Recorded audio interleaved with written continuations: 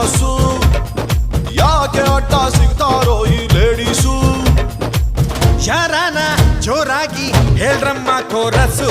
ಸಾಕು ಅಣ್ಣ ಹಾಡು ನಿಲ್ಸು, ಸಾಕು ತಮ್ಮ ಹಾಡು ನಿಲ್ಸು. ನಮ್ಗೆ ಪಿಜ್ಜಾ ಬರ್ಗರ್ ಕೊಡ್ಸು, ಆಮೇಲೆ ಕನ್ನಡ ಪಿಕ್ಚರ್ ತೋರ್ಸು.